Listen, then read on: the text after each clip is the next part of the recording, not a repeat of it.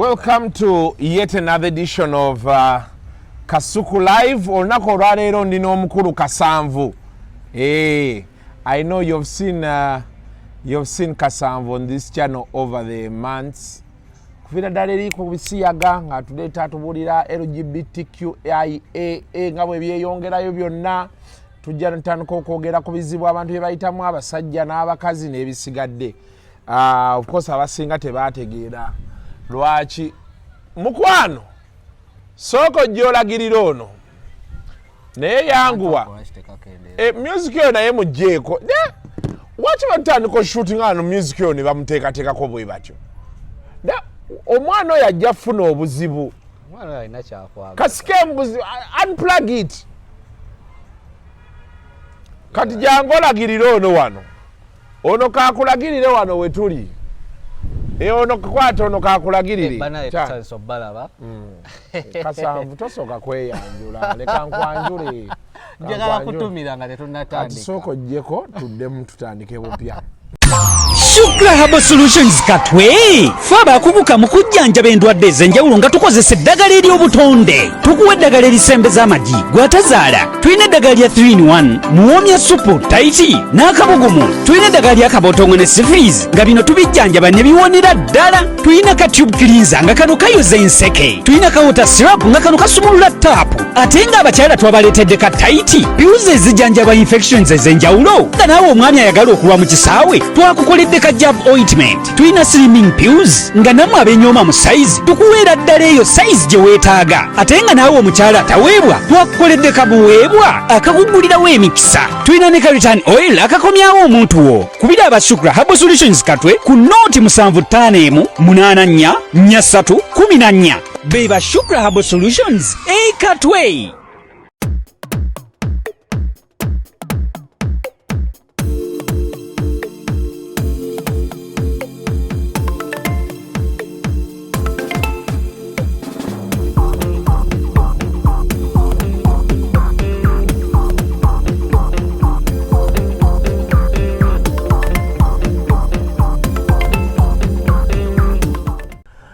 Yes, munja tusonyiwa kali now tuli musiri tetusobola kukola tetuyina ngeri gye tugenda kukola show zino nga amasimu gavuga nga music yayimba yani abadde ataddemu ebyo ebiyimba awo nga tuli sebo omuntu gwe bateesemu w'amaanyi w'amaanyi naye simu live eno kale okay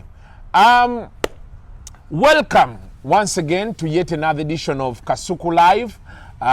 Tusinzidde wano ku Joy Star Motel. Omuntu ayagala okwebakamu kafo kalungi oyagala garden otuulemuko. Tuli wano ku Joy Star Motel ku Sekabaka Road ewakaliga wano ku Kidde wa Road Mayor.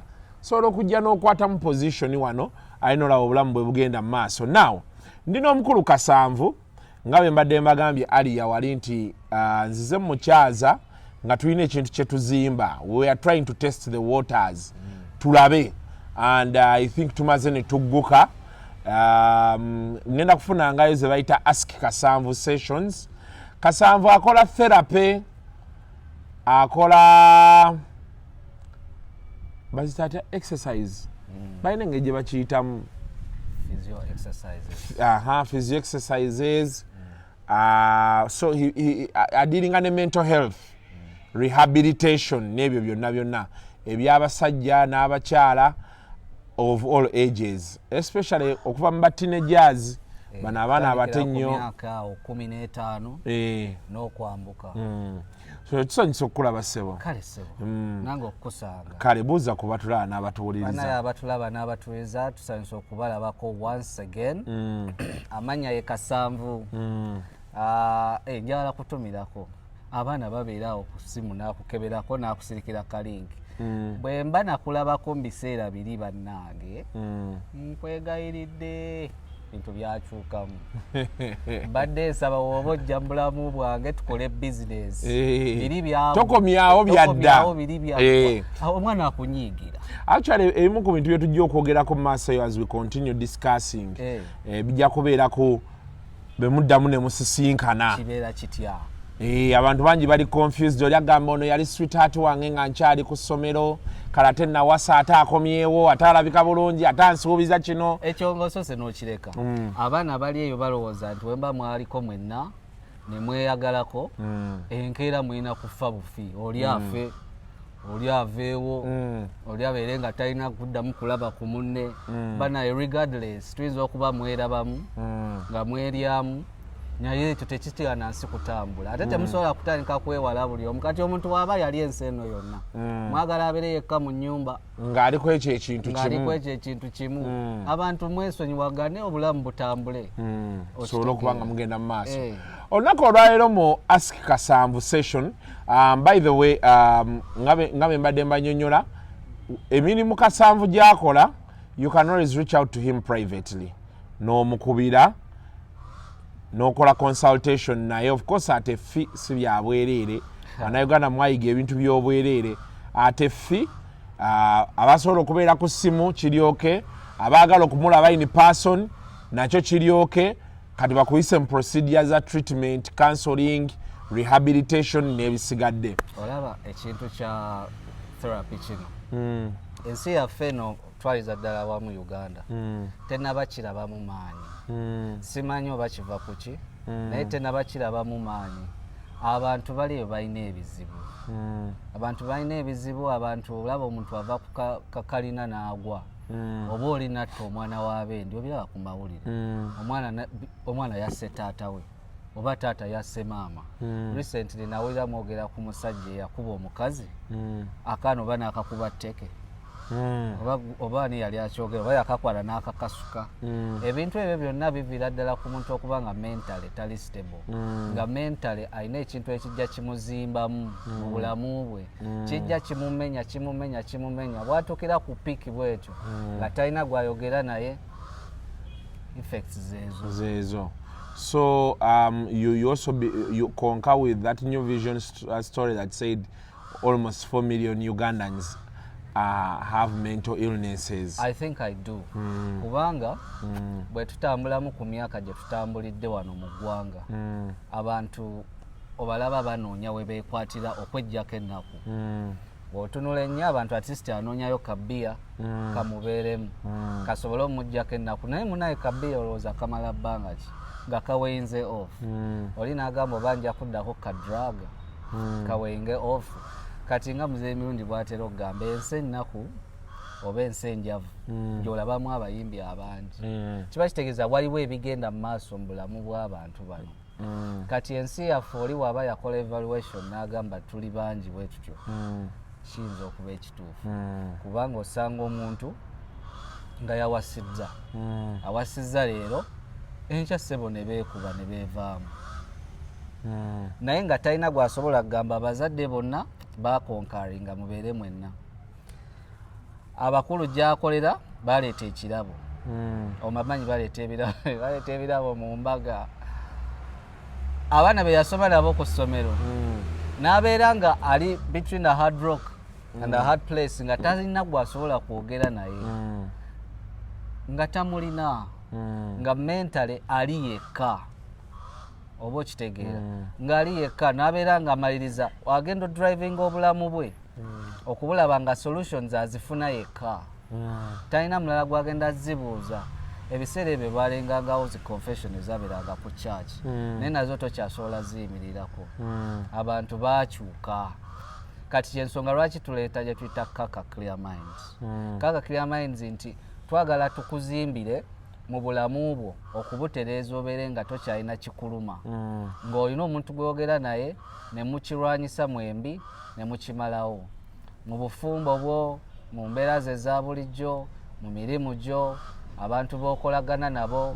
oba olina pain ku mutima gye wandyagadde okuggyawo kaka clear minds ekyo kyekola abantu betukolagana nabo ebyo byebizibu bye bajja nabyo oluusi ogenda okwekanga nga ekizibu kyo kyolina okimanyi nti nina omukyala gwe namitingako nga buli wabeera stressed alya nnyo ng'aliira ddala emmere nnyingi kati n'agejja bbaawe n'amukoowa nga bbaawe amugamba nakufuna oli mutono lwaki oli munene bwoti oba onfuna lwaki oli munene bwoti nakufuna oli mutono ne basooka ne bava ku planning methods family nga balowooza nti oba ze zimugejja kubanga bakola abasawo bo bagamba nti family ziyinza okuba zikola ki ne bakyusa eziwera naye ng'omukyala tasobola kugamba bbaawe nti ndi stressed waliwo kino ne kino ne kino ekihappening ewaka ng'omusajja tasobola kukola kukitegeera kati nze bwe yajja gye ndi nensooka ne mubuuza ku lifestyle ye nenkitegeera nti bw'amala okulya awulira emirembe abanga afunye drug ne yeebaka naye ng'emmere gy'ali emutuulamu nnene mu lubuto kati agenda omayiriza bw'olya ennyo ne wegattako okwebaka ekivaamu ng'otandika obeera kye twandiyise obesity n'otandika okugejja ebitagasa kati jjukira olina omusajja gw'osula naye ye akulabira mu kifaananyi kiki yakufunamu buli wakyusa okussa omukono eri asangayo ekisenge nga gwe wagejjulukuka kati atandika okuba ye ekizibu akiteeka ku ggwe naye ng'ate naawe ekizibu okiteeka ku ye naye nga tosaakyogera kati kaka clear minds awo we tugiramu ne tubeera nga tusobola okuidentifyinga ekizibu kiri ku ki kiki ekivudde ku kino okufuuka bwe kiti nti kakati bw'abanga okulya kyekizibu kye turegulatinze tutya okulya kwe okwo ebintu byalya asondika okushepinga kati mu kushepinga awo mu therapy eno mwe tuyingizaamu ne physicals ezo omuntu n'abeera ng'atandika okukola physicals okutereera mu mubiri gwe abeere fit mentally we get fit and even physically we get fit yensonga lwaki tulina kaka clear mind okay I see now there are so many situations that are happening nina omukyala gwe nali omwami gwe nadde njogera naye and I think this could begin our very first episode of Ask Kasanvu ngombe tugezaako okulaba nti ebizibu by'abantu tusobola okubiwuliriza bosobola okuyamba n'obayamba n'ebisigadde omwami yafuna mukyala we ne bakola embaga mu bugubi obungi basonze ssente omukyala agenze ebweru okukola omukyala asobola okuba nga asobola okukomyawo ssente ekusasula amabanja g'embaga n'okukyusa obulamu bw'abantu balese e Kampala omukyala bw'atuuka eri bw'afuna ssente ono n'amugamba nti eyo chapter nagiggalawo dda oli kubiri petuli kubino n'abaana ne batamukkiriza balabako abaana yabatwala wa maama omuwala yabatwala wa maama we gye bali kati jjukira omulenzi tasobola kusaatuukirayo omulenzi ng'ali ku buzibu kati omulenzi yeebuuza akola atya bannange olaba ebintu ebyo bizze bibeerawo for a long time actually nange mwenyi kyantuukakokko mukama wange kyantuukakokko nakwata obudde bwange nembusa mu mukyala n'abuuka n'agenda okulinnya ennyonyi n'agenda okusoma kati bwe yagenda okusoma nze ekizibu kyange nali njagala ssente kubanga twakibala nti singa alinnya ennyonyi n'agenda waliwo scholarships ze bagaba scholarships ezo zibeerako obusente 1.2 biki kati nze ngambaze nti bw'atuuka eyo agenda kumpeerezanga ku busente obwo oba okitegeera kati nze nali mbaze nti singa agenda obusente obwo nembufuna nsobaako ne kyembukolamu oba naye bw'agenda n'asoma nayeyongerako at least tumanya nti tujja funa at least president maaso kati nze kye nali mbaze munze nali sobola kwesalira musango nga simanyi nti oba ku side eri endala bwe cross checking nyinza okuba nange nalinamu obuzibu kuba nze namukkiriza agende nga kyembaze ki mina naye omukyalo ono abadde naawe for this long mubadde mwegatta oba okiraba katugambe mulina n'abaana bwaliwo ekibadde kibagatta naye most important thing interest eri nti omukyalo ono abadde nga akulaba on a regular bwekuba kwegatta mubadde mwegatta kati omukyala mulesa agende ebweru asome for emyaka eja esatu. Mukama wange nali nsuubira kubeerawo ntya oba ye okubeerawo atya. Nze mu mutima saakirowoozaako kuba nali ndowooza ssente. Naye sirowooza nti ono omukyala mulamu naye alina ebitundu ku ye ebiramu. Enjala gwe bijja okuluma ayagala okukola ki? So kati zino sitole ze tuwulira nti omwami avudde e Kampala mukyala we weno ne bamukyanga oba n'omwami ye ne bamukyanga tekibeera nti babeera bakyeyagalidde naye omubiri gubanja. Omubiri gutuuka ne gubanja. Omubiri gutuuka ne gubanja. Olaba ne wobeera oli mu kkomera nga bakusibye tugambe bakuteese mu kkomera enjala tesobola kugaana kujja.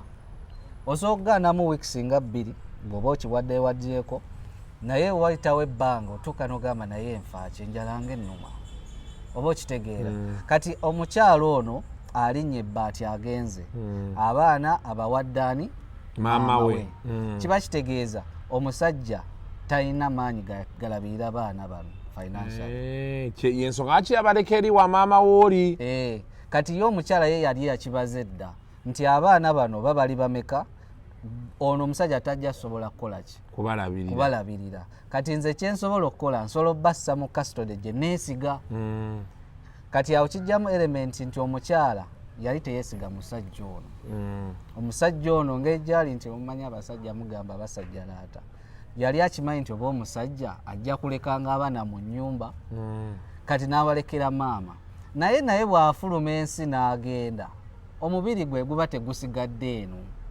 Omukazi atuuka eri naye omubiri ne gukola ki? Ne gubanja. Regardless watya n'agwa ku musajja nga ye alowooza okusinga gwe financially oba ne mu maanyi ng'alowooza okusinga gwe mu maanyi. Mu maanyi g'ekisajja. Mu maanyi g'ekisajja nga ye omupiira agusamba buliwo nga teyeetaaga kumubuulira njiri oba kumukubira kadingidi. Kati ensobi omusajja gye yasooka okukola kukkiriza mukazi kufuluma ggwanga. Bw'oba omukazi omuwasizza kiba kitegeeza weewadde responsibility ng'omusajja okulaba ng'omukazi ono ne byonna byazze nabyo obikwasaganya. Kati eyo ensobi gye yasooka okukola ate nga simanyi oba eri returnable kusinziira ku mbeera gye balimu. Omukazi ayinza okuba bwe yatuuka ebweru n'enjogera n'ekola ki? N'ekyuka. Nabeera nga takyayagala kumanya. Kati omusajja bw'aba talinaamu ssente ng'ate omukyala gyali afunyemu kasente kati awo kikuleetera omusajja okumanya nti olina oku uppinga up game yo. Mukazi ono agenda okudda nga waliwo ekiriwo kubanga sijja kugamba nti mukaabirire oba ontufuna. Tojja kukaabirira mukyalo omugambe bannange ate kiki sijja okitegeera. Kati kijja kuyamba nnyo omusajja singa osettinga up game yo n'omanya nti kati ofunye chance abaana tebali naawe omukazi tali naawe kati kiba kitegeeza olabirira gwe wekka. Kyolina okukola ssaawa zino kufayita ssente zikole ki? Zirabikeko oba okitegeera. Kubanga omusajja alina buli bw'obeera ne ssente osobola okumanya how to mind your person. Osobola okumanya engeri omukazi gy'ategeera gy'omukwasaganyamu. Omukazi bw'anaamanya nti tolina ssente naye munaaba mwewasa ayinza okulowoozaamu obulala oba ontegeera.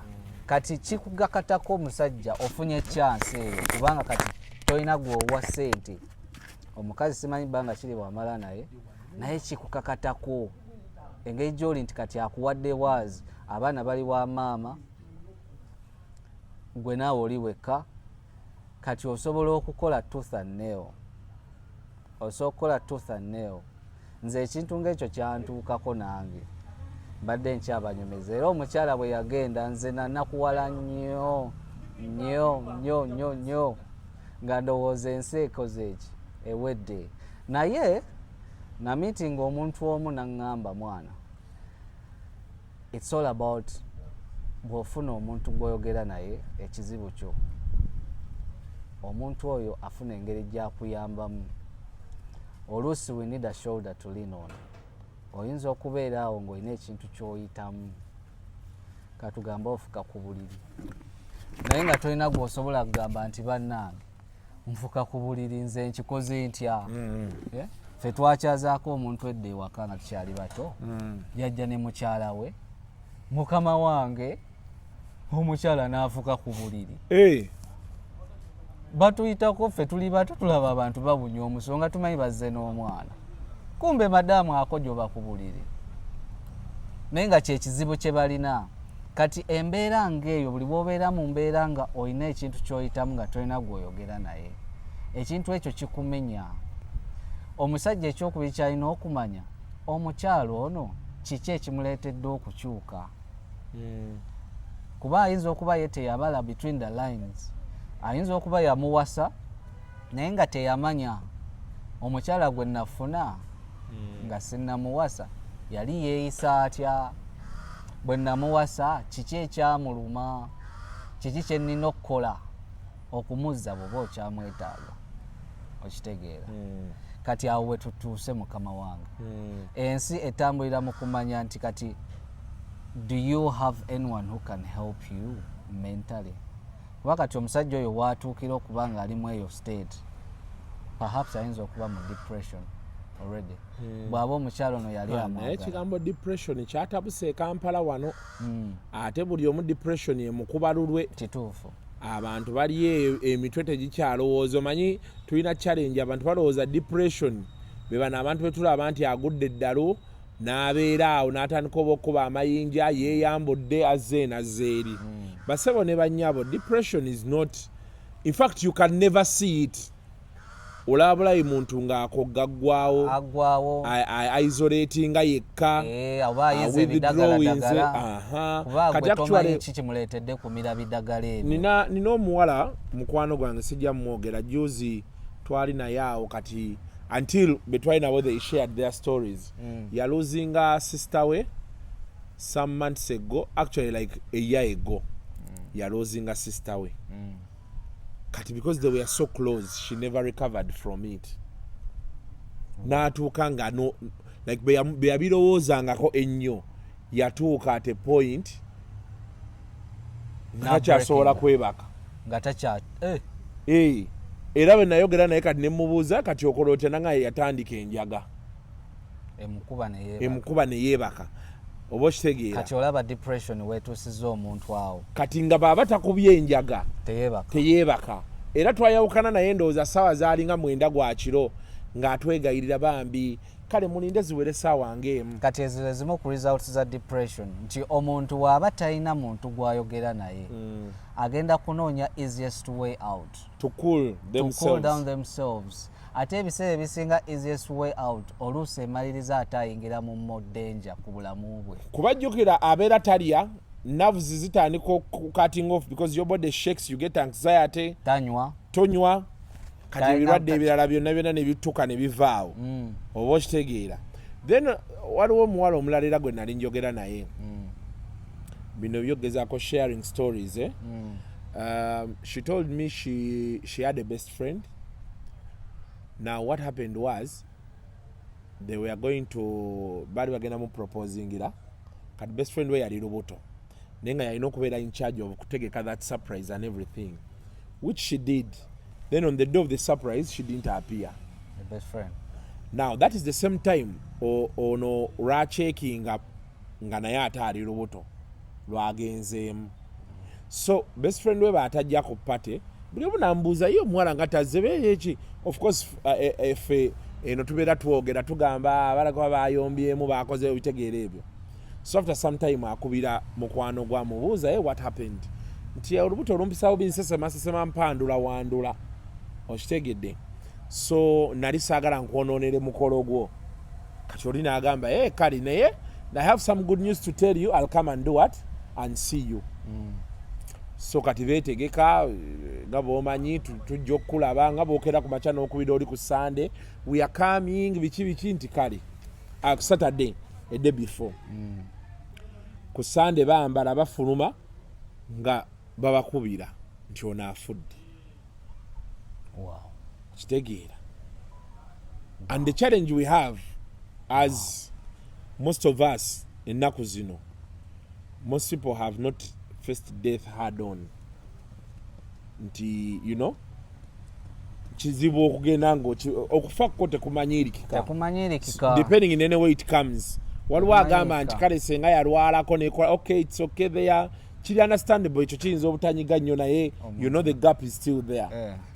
So kati bano batuukayo kati jjukira ono gwe babikira nti oli afudde abadde lubuto ate noona ali lubuto bono be yagenda mu toy to ease herself oba kyekyabaawo olaba anxiety eyo kyekola kati kati ono bamala oziika the whole pregnancy yali ku tenterhooks nga tasobola nakusala luguudo ate emmotoka ejja kunkuba ekiro yeebase n'agugumuka ndoota kinondo obitegeera era yaŋŋamba omwana yamala n'amuzaala nga premature kati ekyo yamuzaala ku myezi 5 omuntu yenna kati olaba abakazi abo bali embuto balina okuba very era abasajja nkubiriza abasajja mwenna abali eyo ng'olina mukyala waali lubuto bambi ne woba olina ebirala ebikunyiiza ku mukyalo oyo kisingako singa osooka n'obisa ebbali abakyala abo bwe bafuna embuto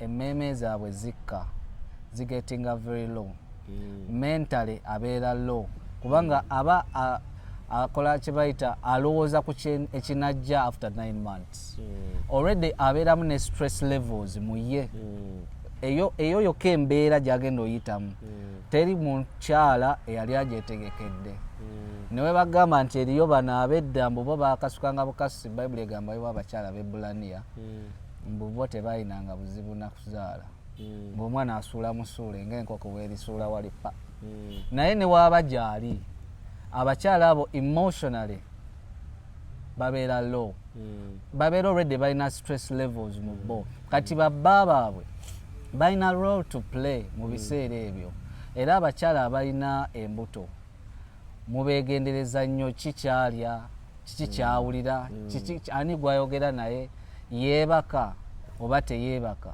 ebintu ebyo biri very important kati omukyala ng'ono ng'afunye amawulire agamukwano gwafudde abadde lubuto ekisooka omugira mu mutwe kirabika lubuto lwe lukoze eki lwe lumusse n'agamba ate nange ndi lubuto kati awo omusajja alina role y'okuzannya naye omusajja naye oluusi ali bize alina okunoonya kasente ak'omwana bwe bagenda okukola ki okuzaala kati awo n'abeera ng'alina gap acontemplatinga maama tajja kusobola kimugirayo bulungi mikwano gye gwe yandibadde akwagana naye akoze eki afudde omusajja taliiwo kati omukazi n'abeera ng'ali ku kitengejja yekka okitegeera atandika okufuna stress levels ate stress levels ezo kasita ziri nnya omuntu aba atandika okuyingira mu stages eza depression which would bring out omwana n'omuzaala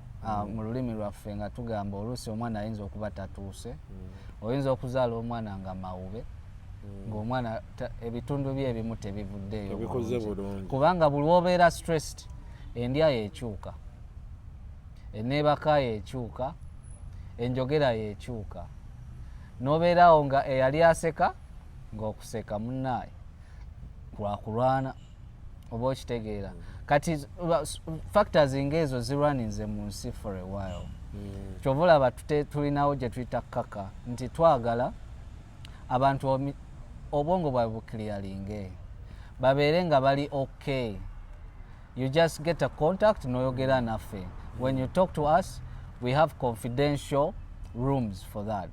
We can talk online, we can talk in physical, but you need to, we need to assure you we have confidential lines until you can expose yourself in the way you want to. Kubanga what we need clear minds. We need people who are healthy mentally. Kubanga eggwanga lyaffe litambudde mu bizibu bingi. Abantu bayise mu bizibu bingi.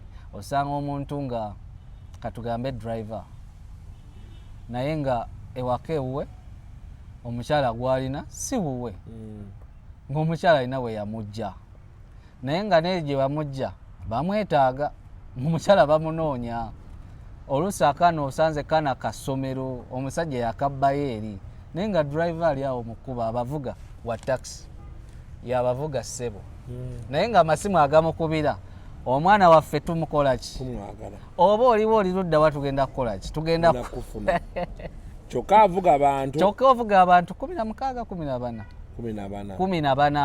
oluusi weekanga n'omwana wo mwali oba addayo ku ssomero okitegeera kati bannange tubeere cautious about our lives awoli wetunuulira olabe omwana wo gw'oli naye ali atya oyinza okuba tosobola kwogera naye kubanga ebiseera bino abantu muli bize abantu mulina engeri gye mukwatamu obulamu ennaku zino ey'okuleeta ssente onoonya kino onoonya kiri omwana n'akutabukako nga totegedde omwana n'ayingira ebintu nga tokoze eki totegedde ate n'obeeraawo ng'omugeya bugeya omwana oyo omwana yayiga kino yayiga kiri naye ng'ate waliwo chances ez'omwana ono okukola ki okutereera kati therapist gye tukola zikwata ebyo byonna summed up together.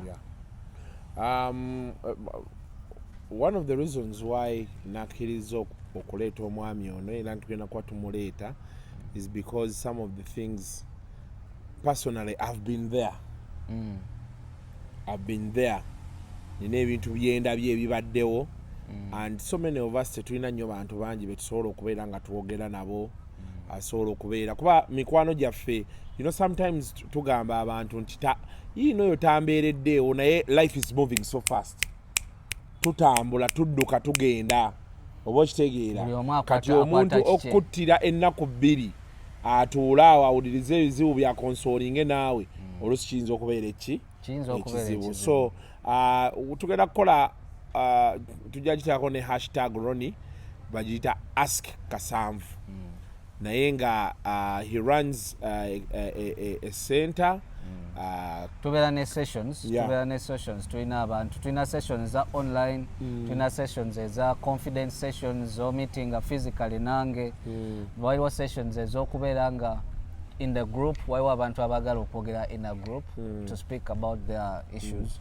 waliwo n'abo abagala okuba private tulina private places kati sessions ezo zihappeninga buli lunaku n'abantu ab'enjawulo you just click on that number and then you text on WhatsApp that same number eri ku WhatsApp you can even give me a call kubanga kyetwagala kulaba nga abantu bali mu bulamu obuli sane. Free from mental illnesses. Yeah, so the number is down there. Ogenda kuba ogirabaawo. You can raise cut sessions is there's a fee zetukozesa. There is a little fee. So omuntu wabajja let them be aware. Yeah. N'abakuba. So kadama ng'oli eyo tolowooza nti oyina kuleeta bizibu byalaavu byokka. Yes, bosa ayinza okuba akutteko wansi ne waggulu nga you need a shoulder to cry on and these things are being for real you call that number, speak to these people oluusi kiyinza okuba nti bagenda kuwa solutions but they motivate you they encourage you and waliwo kaddaama eyankubira n'aŋŋamba yakamala mu kiyumba emyaka ndowooza mwezi nga 12 n'ekitundu naye n'agamba amaze emyaka 3 teyeegatta naye kino ekiyumba kyalimu sooka olindeko linako ekimotoka ekyo kimala okugenda awo wookutte njagala tuwulirewo bulungi ogambye olina kaddaama yankubira abadde mu kiyumba emyezi 12 n'ekitundu naye amaze emyaka 3 teyeegatta kiba kitegeeza yali tannaba nakujja nga teyeegatta laba watuuka mu kiyumba nga mulimu abasajja 2 n'omukazi n'omwana naye ono omusajja omulala takola kojja woono omukyala takola kojja buli lwabeera afumba ajja n'amukwata eno mu kiwato bw'aba anaaba awulira kojja ayitawo ki mu kinaabiro kati nangamba bannaye nze nkoze ntya nga ngezezaako okwekuuma kati ye yeekuumako ki kojja gira mu bokisa okumukwatako eno emabega kasita bano bagenda okukola kojja abeera mu bokisa ye ng'akunnumba ng'awuuba sema n'agamba banaye nze nkoze etya kale olaba embeera ng'eyo omwana ali mu nnyumba ekintu ng'ekyo tamanyi ng'egyakigamba maama we bw'aba amulina bw'aba alina omusajja talina ng'egyakimugambamu ali awo bali be bamusasula nga yeetaaga muntu wakwogera naye butereevu amuwe ku magezi omuntu amuwe ku magezi era ombeera eyo bakaddaama nga mulina ebizibu nammwe mutunoonye. Okay. So we are going to be doing Ask Kasanvu sessions like twice a month. That's all right. So okweza ebibuuzo ku nnamba eyo gy'olabaawo oba eno yaffe eya Kasuku live oba n'obiteeka mu comment section ne tulaba abajja nnyo mu comment engeri gye kiri nti the replies are not instant nga ku Facebook. You can always leave your number if you're comfortable with it. Ne tulaba naye nga kyandibadde advisable okwewala abafere na biki for confidentiality enamba eyo gyolaako kaka clear minds nobanga gyoba oyitako ya tulabe mpola mpola oyinza okuba olina ekikuluma ku mutima nga just wetaaga abantu kwogerako na muntu nakutegeeza nti tomorrow will be better than today. Kaka clear minds webali okusobola okuba nga bakuyamba. Until next time mubeere bulungi mweraba.